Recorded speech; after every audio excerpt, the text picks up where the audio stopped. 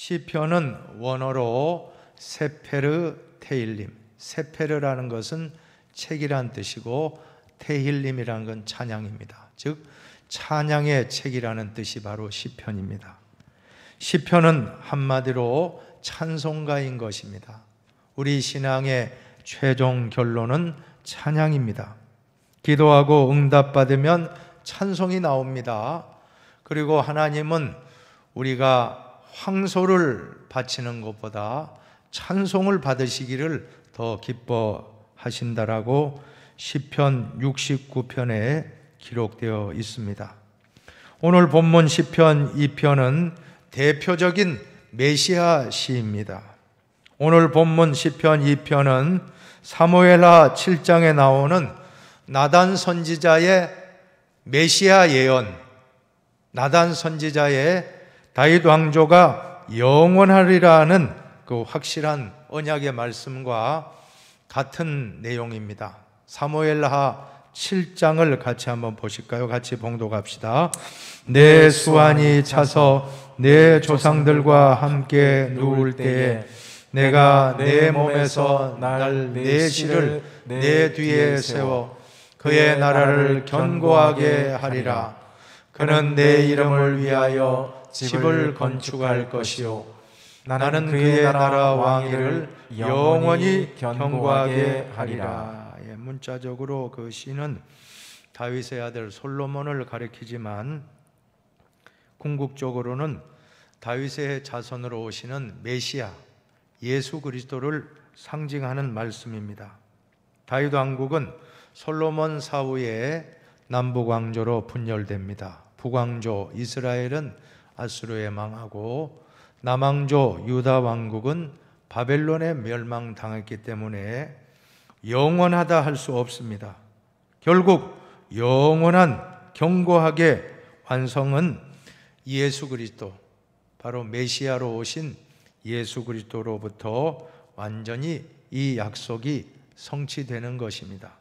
오늘 본문 시편 2편을 크게 세 부분으로 구분할 수 있는데, 먼저 첫 번째로는 1절로 3절 세상의 특징, 그 다음에 두 번째로 4절 9절까지는 세상에 대한 하나님의 반응, 또 10절 이하 끝절까지는 세상을 이기는 승리의 비결에 대한 말씀입니다. 먼저 첫 번째 단락으로 세상의 특징을 살펴보면 1절로 3절을 같이 봉독합니다. 어찌하여 이방 나라들이 분노하며 민족들이 헛된 일을 꾸미는가. 세상의 군왕들이 나서며 관원들이 서로 꾀하여 여호와와 그의 기름 부음 받은 자를 대적하며 우리가 그들의 맨 것을 끊고 그의 결박을 벗어버리자 하는도다. 먼저 세상은 어떤 모습입니까? 첫 번째, 세상은 하나님과 그리스도를 대적하기 위해서 모든 음모를 꾸민다는 것입니다. 1절에 보면 헛된 일을 꾸민다고 말씀하시면서 2절에는 꾀한다라고 하는데, 이것은 시편 1편에 나오는 악인들의 꾀와 연결되는 말씀입니다. 하여간 세상은 끊임없이 악한 꾀를 꾀하며 여러 가지 모의를 하는데, 그 목적은 하나님과 기름 부음 받은 그리스도를 대적하는 것입니다. 한마디로 세상의 특징은 하나님과 그리스도를 대적하기 위해서 모든 것을 꾀하고 또 모든 것을 꾸미고 있습니다. 본문에 기름 부음 받은 자는 1차적으로는 신정 왕국의 왕들을 가리키지만 궁극적으로는 만왕의 왕 그리스도, 예수 그리스도를 가리키는 말씀인 것입니다. 오늘 7절도 보시기 바랍니다. 7절입니다. 내가 여호와의 명령을 전하노라.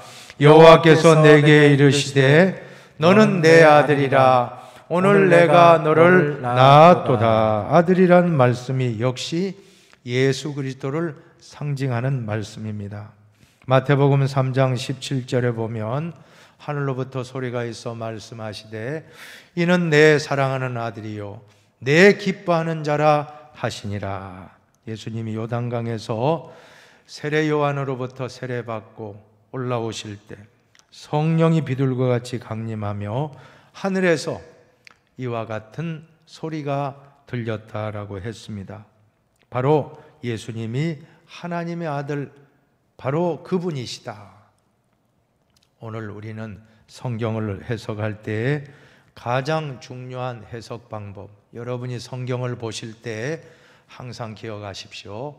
이 성경을 읽을 때 예수님을 만나야 할 줄로 믿습니다. 바로 그리스도 중심론적 해석 방법이 있습니다. 성경을 읽을 때, 큐티할 때 예수님을 만나시기 바랍니다. 성경 마라톤, 예수님 만나야 됩니다.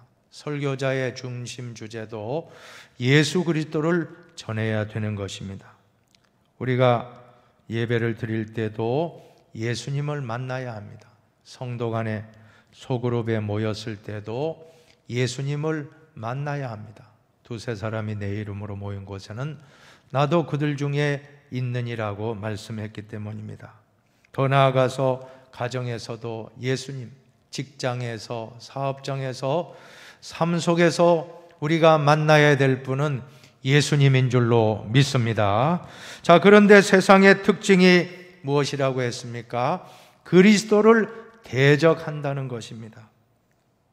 한마디로 그리스도를 대적하는 세력을 적그리스도 세력, 안티크라이스트라고 하는데, 역사적으로도 적그리스도 세력은 시대마다 나타났습니다.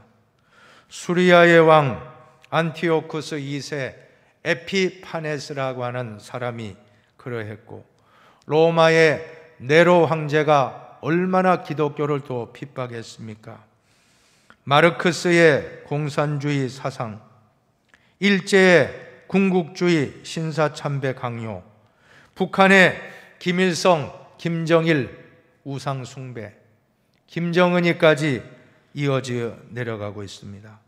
그리고 극단적인 이슬람 세력들이 그리스도인들에게 지금도 테러를 감행하고 있는 것입니다.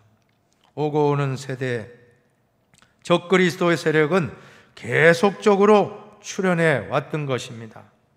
저는 일전에 인터넷에서 나이지리아 목사님이 극단적 이슬람 세력에 의해서 붙잡혀서 산채로 매를 맞고 실컷 때린 다음에는 산채로 불에 태워서 죽이는 그러한 극악무도한 짓을 하는 광경을 인터넷에서 보면서 참 전율이 일어났습니다.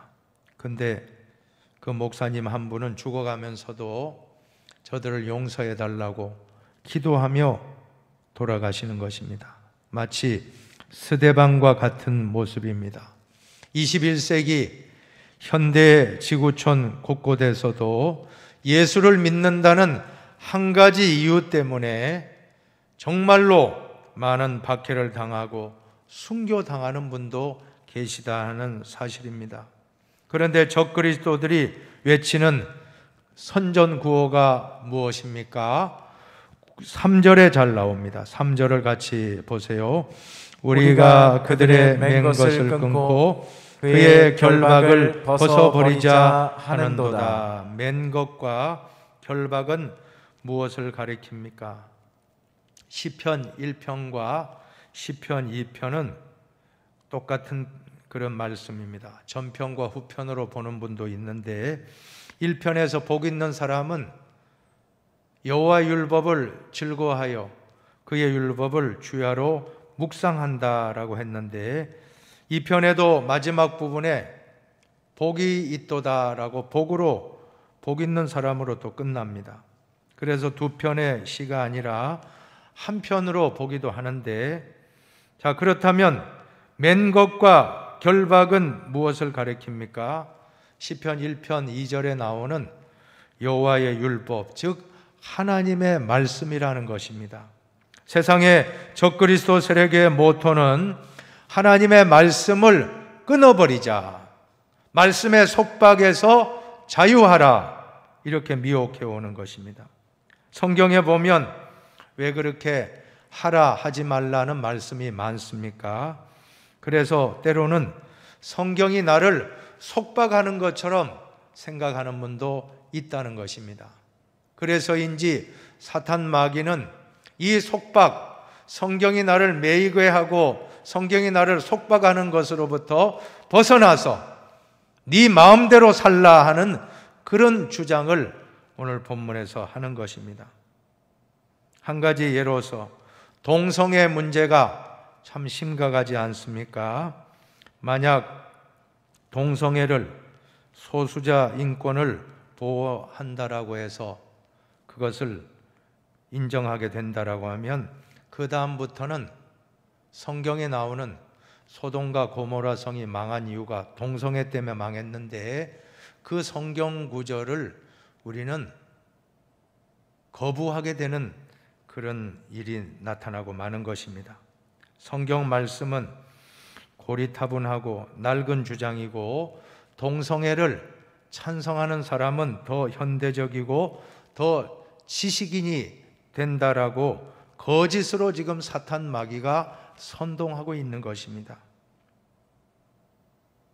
여러분, 저는 동성애자들을 미워하고 저주하라는 말이 아닙니다. 동성애자들을 더 사랑해주고 그분들도 하나님의 사랑을 받아야 되고 구원을 받아야 될 대상자들인 것입니다. 그러나 동성애가 잘못되었다, 비정상적이라고 말할 수 있는 자유조차 박탈당한다라면 그것이 문제라고 하는 것입니다. 잘못된 것을 잘못되었다라고 말할 수 있는 자유가 상실된 사회는 정의로운 사회가 아니라는 것입니다.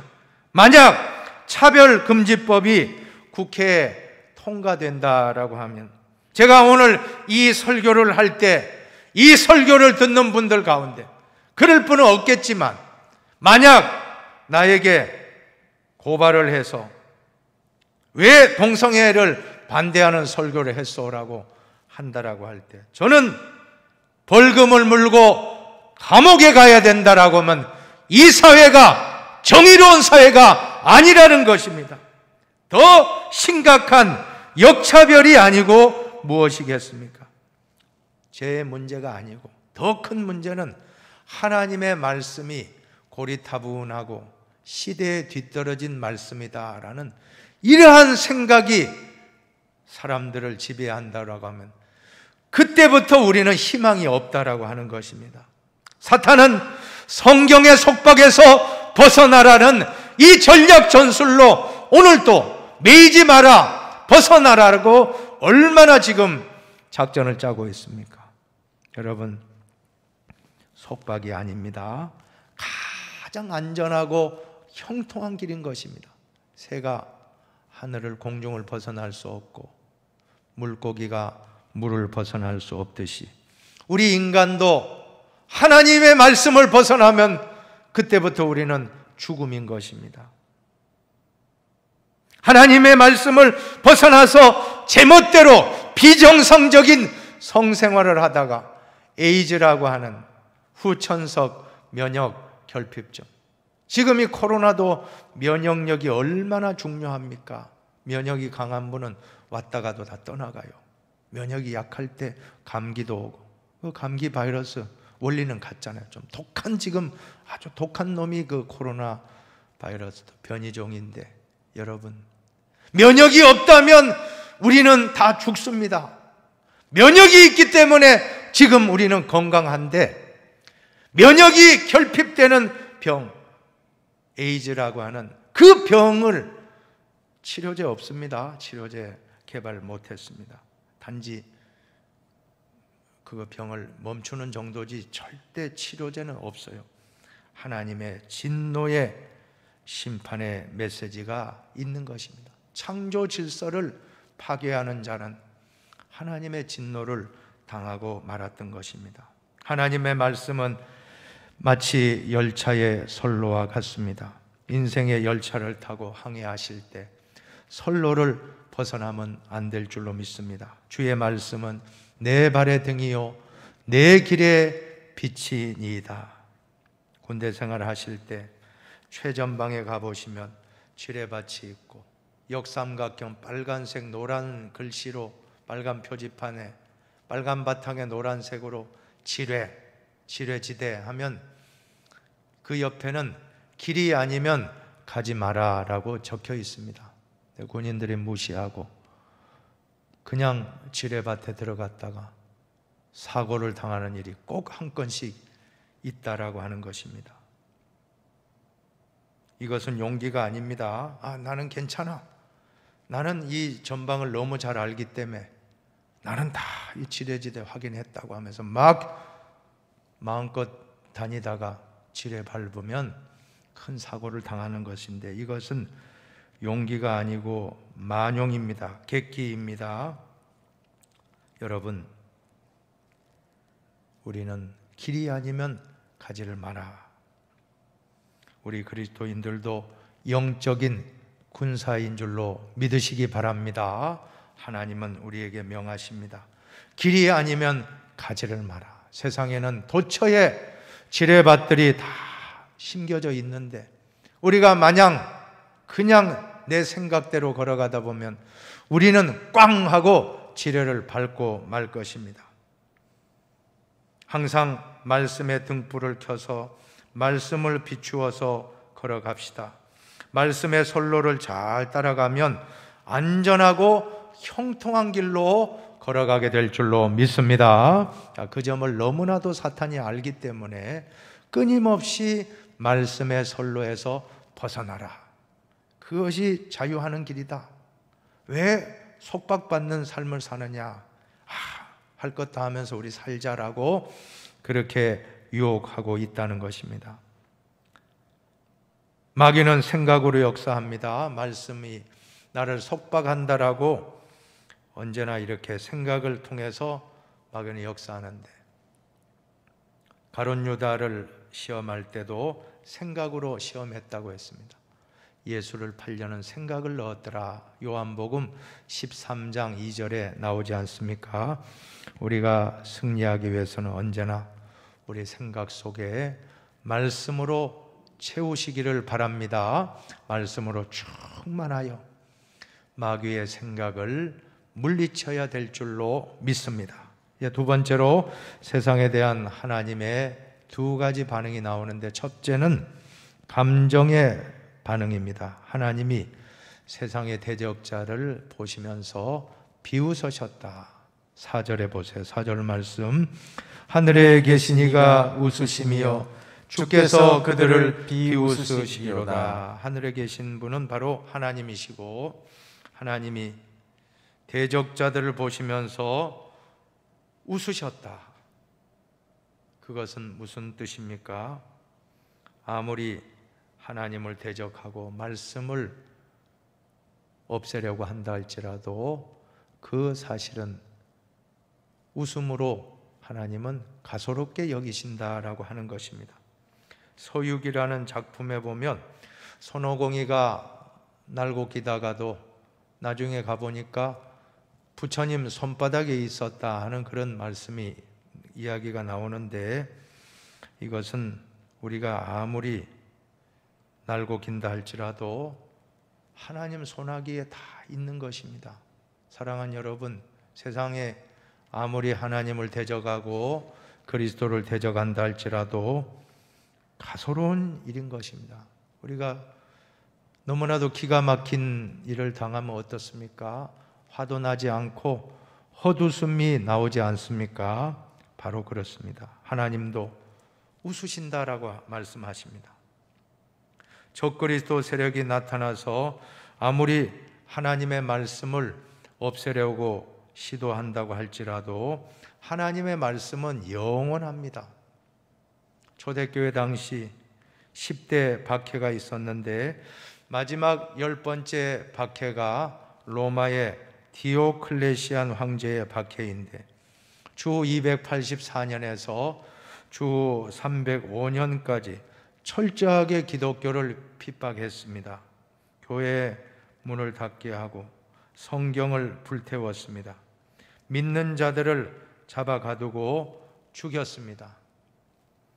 이제 기독교란 이름은 이 지구상에서 영원히 이제는 사라졌다라고 주장했어요. 그러나 정말 그렇게 되었습니까? 디오클레시안이라는 황제, 뒤은 황제 이름이 바로 유명한 콘스탄틴이라는 황제인데 313년 밀라노 칙령을 발표하고 기독교를 공인하게 되고 로마가 기독교 국가가 되는 기적이 일어났습니다. 디오클레시안의 말을 하나님이 비웃으신 것입니다. 프랑스의 무신론자 볼테르라는 철학자는 성경을 공격 대상으로 삼고 뭐라고 주장했느냐면 100년 안에 지구상에 성경을 읽는 사람은 없을 것이다 라고 그런 악담을 퍼부었습니다. 그러나 프랑스에 가면 볼테르의 생가에 그곳에 프랑스 성서공회가 세워져 있다고 하는 것입니다. 하나님이 웃으신 것입니다. 중국의 모택동은 1966년 문화혁명이란 이름으로 모든 기독교 종교를 다 말살하고 성경책을 다 불태우고 선교사들을 다 추방했습니다. 제2차 분서갱유라 할 만큼 성경책, 지식서적 이런 걸 다 불태웠습니다.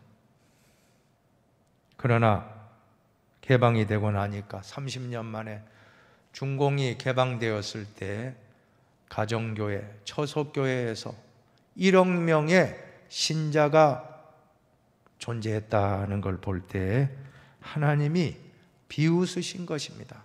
하나님이 다 가소롭게 여깁니다.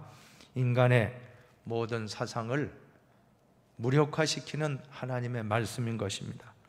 두 번째로 하나님의 행동적인 반응이 나오는데 쇠막대기로 철장으로 세상의 적그리스도 세력을 박살 부수셨다라고 말씀합니다. 9절을 보세요. 9절. 내가 철장으로 그들을 깨뜨리며 질그릇같이 부수리라 하시도다. 철장은 쇠막대기입니다. 쇠철장의 막대기 장자. 쇠막대기로 질그릇을 박살내었다. 이거는 고대 사회 왕이 즉위식 할 때 배경을 좀 알아야 됩니다. 한 나라의 왕이 즉위식을 가질 때 이웃의 적대국 그 나라의 이름을 항아리에다가 적어 놓는 것입니다. 우리나라로 치면 일본 항아리, 중국 항아리, 러시아 항아리 뭐 등등 항아리를 딱 세워놓고는 하나씩 하나씩 부수는 의식을 했다는 거예요. 이제 우리가 이 나라도 부서뜨리고 저 나라도 부서뜨리고 이 나라도 저 나라도 박살낸다, 승리한다는 그런 상징적인 의식이라고 하는데, 그런데 오늘 본문에 나오는 철장을 들고 부수시는 분이 누구십니까? 요한계시록 2장 27절을 한번 보세요. 같이 보십시다. 그가 철장을 가지고 그들을 다스려 질그릇을 깨뜨리는 것과 같이 하리라. 그는 바로 예수님이십니다. 예수 그리스도께서 철장을 가지고 질그릇을 깨뜨리는 것 같이 하신다. 여러분, 예수님 안에서 모든 적그리스도 세력은 다 분쇄됨을 믿으시기를 바랍니다. 예수 이겼네. 우리 한번 찬양해 볼까요? 예수 이겼네. 예수 이겼네. 예수 사탄을 이겼네. 예수 이겼네. 예수 이겼네. 예수 사탄을 이겼네. 할렐루야. 할렐루야. 예수 사탄을 이겼네. 할렐루야. 할렐루야. 예수 사탄을 이겨내. 믿으시기 바랍니다. 세 번째로 세상을 이기는 승리의 비결입니다. 11절 이하의 말씀을 같이 봉독합시다. 여호와를 경외함으로 섬기고 떨며 즐거워할지어다. 그의 아들에게 입 맞추라. 그렇지 아니하면 진노하심으로 너희가 길에서 망하리니 그의 진노가 급하심이라. 여호와께 피하는 모든 사람은 다 복이 있도다. 승리의 비결, 세상을 이기는 승리의 비결은 한마디로 하나님을 경외하는 것입니다. 하나님을 경외하고 섬긴다는 것은 예배를 가리키는 말입니다. 사랑하는 여러분, 세상을 이기고 승리하기 원하신다라고 하면 오늘부터 예배를 잘 들으시기를 바랍니다. 예배는 세상을 이기는 힘입니다. 예배는 하나님을 경외하며 잘 섬기는 것입니다. 그런데 오늘 본문에 보면 떨며 즐거워할지어다.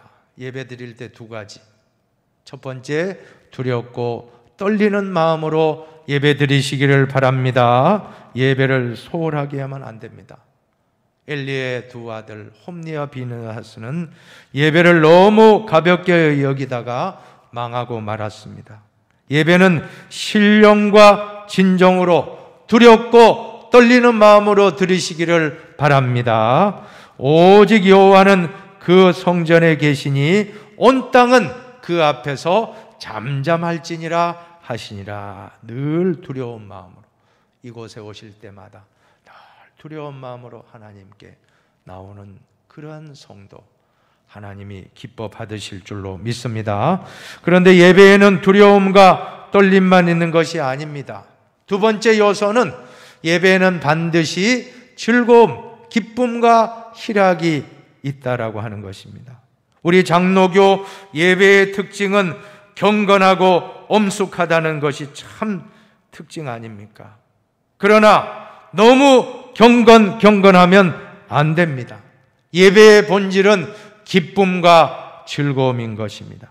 제가 과거에 청년 때 80년대 초반 그 당시에 제가 떠올릴 때 지금으로부터 한 3, 40년 전 그 당시만 하더라도 박수치고 찬송하고 이런 걸 아주 불경건하게 생각하고, 특별히 대예배 시간에, 우리가 지금 드리고 있는 이 대예배 시간에 기타를 친다든지, 드럼은 상상도 못합니다. 드럼을 친다는 거 상상도 못했어요. 왜냐? 경건치 않다라고 생각을 했기 때문입니다. 그러나 사랑하는 여러분, 예배에는 기쁨과 즐거움과 축제가 있어야 될 줄로 믿습니다. 다윗이 하나님을 향해서 춤을 췄다고 했습니다. 하나님 향해 춤을 추며 찬양하고 소고치고 북치고 찬양했다고 하는데, 오늘 우리는 하나님 앞에서 왕의 체면, 내가 어른이다 라고 하는 이런 체면 다 내려놓으시기 바랍니다. 하나님 앞에서 어른이 되지 마시기 바랍니다.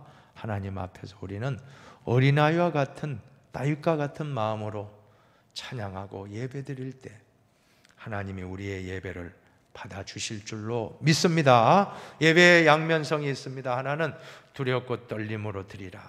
그 다음엔 즐거움으로, 기쁨으로 드리라. 항상 말씀드리지만 우리 교회는 좌로나 우로나 치우치지 않기를 바라겠습니다. 이제 결론의 말씀 12절을 봉독하고 마치겠습니다. 그의 아들에게 입 맞추라. 그렇지 아니하면 진노하심으로 너희가 길에서 망하리니 그의 진노가 급하심이라. 여호와께 피하는 모든 사람은 다 복이 있도다. 오늘 특별히 마지막에 말씀, 입 맞추라. 그의 아들에게 입 맞추라. 입 맞춘다라는 것은 고대 근동 지방의 인사말입니다. 인사의식, 인사풍습. 사도 바울도 입 맞춤으로 서로 문안하라, 인사하라. 본문의 아들은 예수 그리스도를 예표하는 것입니다. 즉 예수 그리스도와 입 맞춘다는 것은 그리스도와 친밀한 교제를 나누라는 뜻인 것입니다. 우리가 세상을 이기는 비결은 예배와 더불어서 그리스도와 교제하는 것입니다. 그리스도와 함께 일어나시고 그리스도와 함께 직장 가정생활 하시고 직장생활 하시고 또 그리스도와 함께 삶의 현장에서 늘 동행할 때 우리는 반드시 세상을 이기는 힘을 얻게 될 줄로 믿습니다. 코로나의 상황이 아무리 극심하다 할지라도 예수 안에서 승리하시기를 축원합니다. 요한복음 16장 33절을 읽고 마칩니다. 세상에서는 너희가 환난을 당하나 담대하라, 내가 세상을 이기었노라. 오늘 세상을 이기는 비결을 세 가지로 한 번 더 요약하고 마치겠습니다. 첫 번째로는 말씀을 붙잡고 승리하시기를 바랍니다. 두 번째로는 예배를 잘 드리고 승리하시기를 바랍니다. 마지막으로는 늘 예수님을 모시고 예수님과 함께 일어나고 앉고 예수님과 함께 먹고 마시고 예수님과 함께 동행하면 아무리 힘든 코로나일지라도 우리는 반드시 승리하고 통과하게 될 줄로 믿습니다. 오직 말씀 한번 외쳐봅시다. 오직 말씀, 오직 말씀, 오직 예배, 오직 예배, 오직 예수. 오직 예수. 기도합시다.